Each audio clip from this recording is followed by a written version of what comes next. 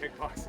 I don't want to fight again. No, absolutely not. When did you think of that? When did you come to that idea? Since signing up to fight with him, I've thought that he would be a great figurehead to help with fighters banding together.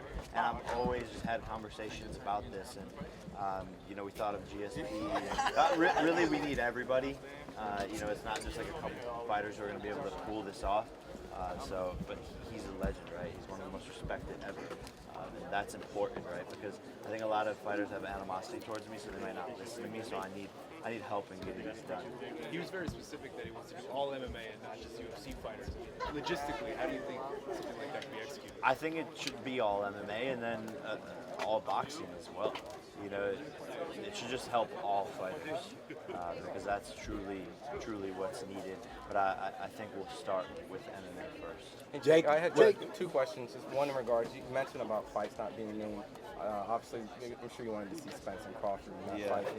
Was that also one of the unfortunate things that you were talking about that boxing isn't getting done? Yeah, no, it sucks, and it sucks for the fans. The fans are the ones that get hurt, and it's bad. This is why the sport has gone to bad places before. It's gone to scary moments where you think the sport's gonna end up dying out because big fights like this aren't happening. Like why didn't we get Fury Joshua? There's just so many instances where big fights should be made and they're just not. And I don't know what it is, and no one will ever know. And that's what's frustrating because people just say it was him, it was them, it was this, it was that promoter, it was the rights, blah, blah, blah, and you never really actually know the truth. So that's why I commend the UFC actually is getting those big fights to happen and making those mandatory fights. And that's why they've had so much success. And my second question is, I spoke with Deji not too long ago, and he put you at the pound for pound on his list for the crossover boxers. But he's going to be facing Floyd Mayweather. You face Deji. I just wanted to just get your thoughts on that. I mean, Deji has a lot of heart, man, but, it's just a different beast in there with Floyd Mayweather. My brother had a power advantage, a speed advantage, a height advantage. Deji's really outnumbered all the way around the board. Jake, you said Dana White has done everything in his power to sabotage this event. What exactly has Dana done? Man, the list goes on, and some of it I can't even speak on. But he's been sending cease and desists for my content promoting this fight, and just doing things behind the scenes that are really shady. And we're just finding out more and more stuff as the promotion goes on. I'm sure I'll speak on it more at a later date. Why is he so preoccupied with you, do you believe? I think it's because I'm the number one figurehead that is exposing his business model and how much of a shark he is and how poorly he treats his fighters. And he said I wouldn't fight Anderson Silva, who's one of UFC's greats. And now here I am fighting him, and he largely in part promoted that. He's the one that, he's the reason why I took this fight, is to prove him wrong and to shut him the hell up. Are you aware that he banned a friend of yours from coming to events because you came along as... Yeah, he banned me too. But are you aware that he banned your friend? Yeah, he banned all of them that came together. So he's just he's doing anything he can to stop me and my friends, I guess. Jake, when you say he came out and said that he doesn't want people to talk about you anymore at his press conferences? Yeah, it's that, and he's also telling reporters, like he said, not to talk about me because he doesn't want my fights to be big. He wants to be the only cash cow in town. He wants to run the fight game, and I'm a threat to him being able to do that. Do you think he'll mention you after this fight, win or lose, being that? I mean, I think the media will bring it up, and then he'll just go, "Stop asking me fucking questions about this guy."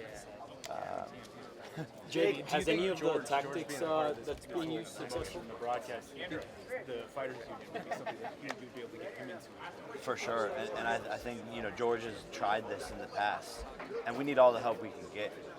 And people will need to be selfless and use their platforms to create this and to make it an amazing thing that is forever.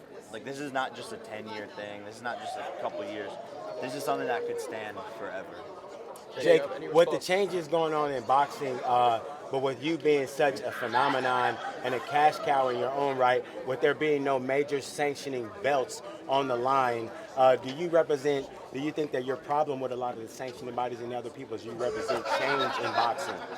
Like the belts don't matter as much. Yeah, no, exactly. I mean, that's one of the problems for sure. And that, like, there's so many different types of champions and regional, and there needs to be, yeah. I mean, there's not going to be, but there needs to be one belt. I mean, that would be ideal. I mean, that's one of the many problems there are in the sport of boxing. For sure. Jake, at the Nevada Boxing Hall of Fame, I got a chance to sit down and talk to Mauricio Sulaiman, and I mentioned an idea to him, and I'm going to float it to you as well, about like a legacy fund. A lot of these champions that have held these big sanctioning bodies belts are heralded, but they're not receiving any monthly compensation for the acts that they've done, like some sort of a pension. Would you be in support of something like that for them to stay relevant in boxing? Sure, for sure, and that goes back to the United Fighters Association, is things like these fighters being covered for retirement for all the amazing things that they have done for the sport, and in damn near all the other leagues.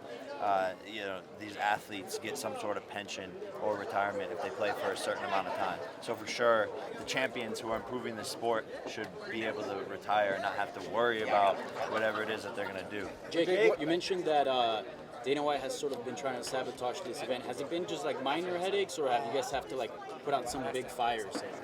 There's been some big fires. I can't really talk about it, but I'm sure the truth always comes out. Does that motivate you? Because Dana White's a titan in this game, right? And if you say he feels threatened, like, is that in a way motivating? No, it's a great sign. It's a great sign, and what he doesn't realize is he's just adding fuel to the fire.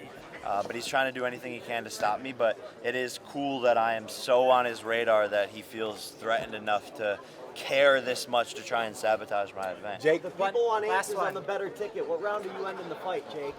Man, I'm thinking it's going to be round 3. Get your better ticket. You can win $100,000. Stop playing. Thank you, everyone. Jake, About this last night- meeting coming up at Anderson in a few hours. No, not concerned. Jake, we're done. We're done. Come. Thank you all. Sorry, guys. See you tomorrow, guys.